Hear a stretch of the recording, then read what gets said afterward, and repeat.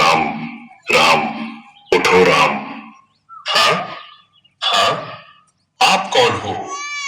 मैं मोहनदास करमचंद गांधी हूँ।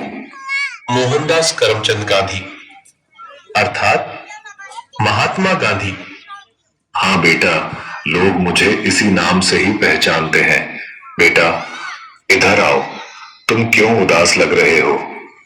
बापू, बात यह है कि कल आजादी का पर्व है और मुझे कल स्कूल में उसके बारे में कुछ बोलना है, इसलिए। उसमें क्या बड़ी बात है, आजादी के बारे में कुछ बोल देना। लेकिन बापू, क्या सच में हम आजाद हुए हैं? तू ऐसा क्यों बोल रहा है? चलिए बापू, मैं आपको कुछ दिखाता हूं। देखिए बापू, उस घर में।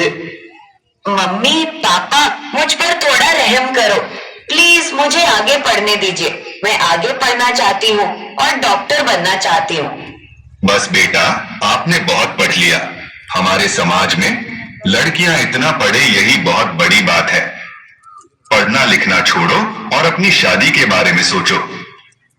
क्या मुझे पढ़ने लिखने की और मेरे सपने पूरे करने की भी आजादी नहीं मिलेगी? आइए बापू, उस घर में भी देखते हैं। मेहरबानी करके आप यह व्यसन छोड़ दो और घर में भी ध्यान दिया करो। अब हमारे घर में खाने के लिए अनाज का दाना भी नहीं है।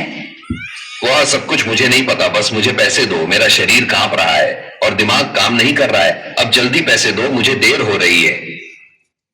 नहीं, यह पैसे मैं नहीं दूंगी। ये तो बच्चों की किताबें लेने के लिए रखे हैं। चुपचाप मुझे पैसे दो और यहां से हटो, मुझे जाने दो। हे ईश्वर, मेरे पति की इस व्यसन की आदत से मुझे कब आजादी मिलेगी? बापू, और आगे चलिए, मैं आपको एक रिश्वतखोर अधिकारी बताता हूँ। साहब, कई दिनों से मैं आपकी ऑफिस के चक्कर लगा रहा हूँ। अब तो मेहरबानी करके मेरा काम कर दीजिए। अरे भाई, कितनी बार बोलूं तुझे, तेरा काम बहुत कठिन है और बड़े साहब मना कर रहे हैं। तुझे जो समझाया है ऐसे करो ना भाई। लेकिन साहब, मेरे सभी कागज ठीक है और मैं अपना हक पाने का हकदार हूँ, तो मैं रिश्वत क्यों दूं? तब तो सत्यवादी हरिश्चंद्र बनकर तुम्हारी सब फाइलों को लेकर इधर उधर फिरते रहो, जाओ, तुम्हारा काम नहीं होगा। हे ईश्वर, हमारे जैसे ईमानदार लोगों को ऐसे रिश्वतखोर अधिकारियों से कब आजादी मिलेगी? चलो बापू आगे। अरे भैया, ठीक से तोल माप किया करो। गेहूं और चावल तो मिले, पर दूसरी चीज कहां पर है?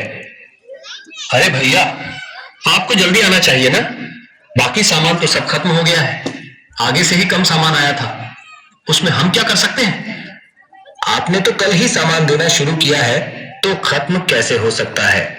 अरे यहां से निकलो भैया, और लोग भी लाइन में राह देख रहे हैं।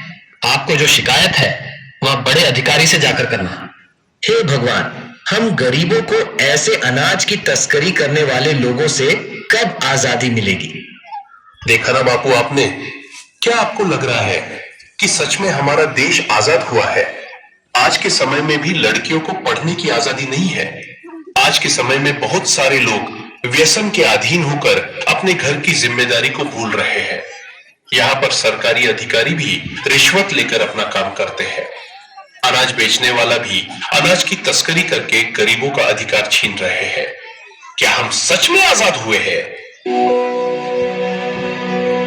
हमें देखनी है आजादी, हर हाल में हमें देखनी है, हमें देखनी है आजादी।